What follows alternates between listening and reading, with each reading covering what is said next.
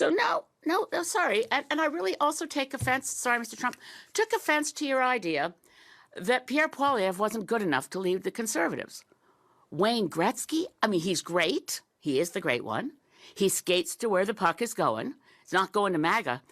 The puck is on a Canadian ice rink. And by the way, Mr. Trump, please, before making public pronouncements that Wayne Gretzky should run for prime minister, give yourself or get yourself a briefing on the nature of parliamentary democracy, a Westminster parliamentary system, and a constitutional monarchy where no one runs for prime minister. We have elections for members of parliament. We don't get to pick and choose among our billionaire friends for who gets a seat at the cabinet table. If they're not an elected member of parliament, well, Canadian system is different from that of the United States of America. I suggest that Mr. Trump find one of his grandchildren's school books and look at the year 1776, which may explain a few things to him about why our systems of government are different. I don't want to belittle Mr. Trump, but on the other hand, hey, Donald, have we got a deal for you? You think we want to be the 51st state? Nah, but maybe California would like to be the 11th province. How about it? California, Oregon, Washington, you've got geography in common with us. And not only that, we've already got a carbon trading system between California and Quebec. We've got some strong alliances on our west coast from British Columbia. There's been a lot of academic papers on the idea of Cascadia. So California, Governor Newsom, and Washington State, Jay Inslee, and newly elected Governor of Oregon, Tina Kotek. How about it? Want to put a referendum to your citizens? Because this is what you deal. Have we got a deal for you? This is what you get. Free health care. Universal free health care. No more one-year-olds who suddenly fall off the Medicaid list and their parents are in the news because they're trying to do a GoFundMe so they can get their daughter to a doctor.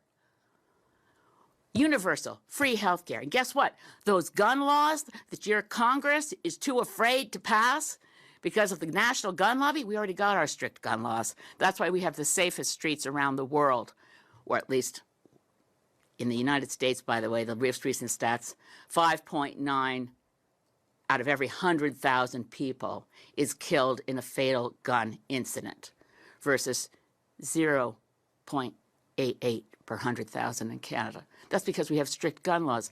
California citizens, Oregon, Washington, safer streets. Here we already have good gun laws, and women have a right to an abortion under our universal health care system.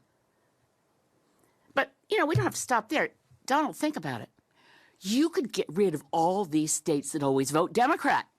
You know what else will take Bernie Sanders off your hands? Proud new Canadian citizen of the great province of Vermont. Vermont, New Hampshire, Maine. We'd love to see you. Our maritime provinces already have deep, deep links and ties. Well, enough kidding around. But honestly, President Trump, get used to it. Canada is a sovereign nation full of, guess what, proud Canadians. We're not jingoistic.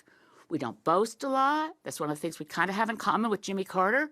We're not a big nation for braggarts and bullies. We actually like to think we're of service in the world.